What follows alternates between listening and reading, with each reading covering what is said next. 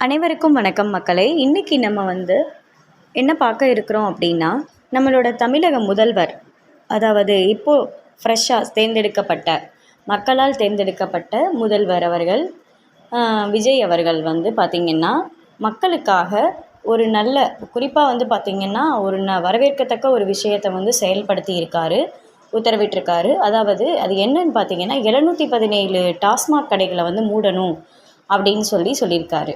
இது உண்மையிலே ஒரு ரொம்ப ரொம்ப வரவேற்கத்தக்க ஒரு விஷயங்க. ஏன்னா 717 மதுபான கடைகள் அப்படின்றது பார்த்திங்கன்னா சாதாரண விஷயம் கிடையாது. இதை அவர் குறிப்பாக என்ன சொல்லியிருக்காரு அப்படின்னா, கல்வி நிலையங்கள், பேருந்து நிலையங்கள், வழிபாட்டு தலங்கள் இந்த மாதிரி இடங்களில் இந்த டாஸ்மாக் கடைகள் இருக்கிறது அப்படின்றது குறைக்கலாம் அப்படின்னு ஒரு முடிவு எடுத்திருக்காரு. அதன்படி அவர் செயல்படுத்தியிருக்காரு. இதை குறைக்கிறப்ப, அதாவது குடிமகன்களை பொறுத்த வரைக்கும் பார்த்திங்கன்னா, அவங்களுடைய குடிக்கிற வாய்ப்புகளை கொஞ்சம் ரெஸ்ட்ரிக்ட் பண்ணுற மாதிரி அவர் முடிவெடுத்திருக்காரு. இதனால் குடிக்கிறது கொஞ்சம் குறையவும் செய்யும்னு அவர் நம்புகிறாரு. அதுபடி அவர் செயல்படுத்தியிருக்காரு. இது பொதுவாக இந்த மாதிரியான ஒரு செய்தின்றது பெண்களுக்கு, குடும்பங்களால் ரொம்ப வரவேற்கத்தக்க ஒரு விஷயம். ஏன்னா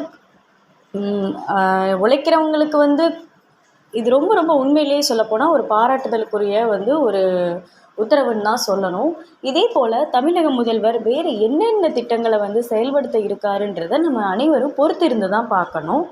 அது மட்டும் இல்லாமல் நம்மளுடைய முதல்வர் அவர்கள் பார்த்திங்கன்னா இன்றைக்கி சட்டப்பேரவையில் என்ன பண்ணியிருக்காங்க அப்படின்னா, மற்ற எல்லா எம்எல்ஏஸும் மற்ற கட்சி சார்ந்த உறுப்பினர்கள் எல்லாருமே எம்எல்ஏ பதவி ஏற்றுக்கிட்டாங்க.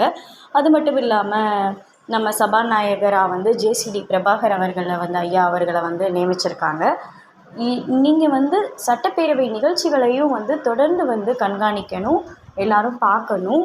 அப்போ தான் நமக்கு ஒரு கிளாரிட்டி புரியும்.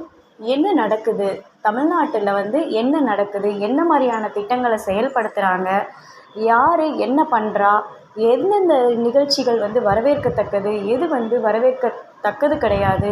ஏன்னா ஒரு சிட்டிசனாக நம்மளால் இதை விமர்சிக்க முடியும். ஏன்னா நமக்கு கருத்து சுதந்திரம்ன்றது இருக்குது அரசியலமைப்பு சட்டத்தின்படி. அதனால் எல்லோரும் செய்திகளை பாருங்கள். இதுபோல் மேலும் தகவல்கள், இன்ட்ரெஸ்டிங்கான செய்திகள் மக்களுக்கு போய் சேரணும் அப்படின்னா நம்மளுடைய வாய்ஸ் ஆஃப் சனு சேனலை சப்ஸ்கிரைப் பண்ணுங்கள்.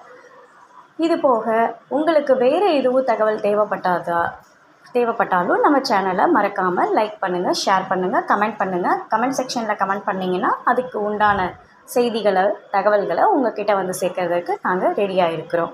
நன்றி, வணக்கம்.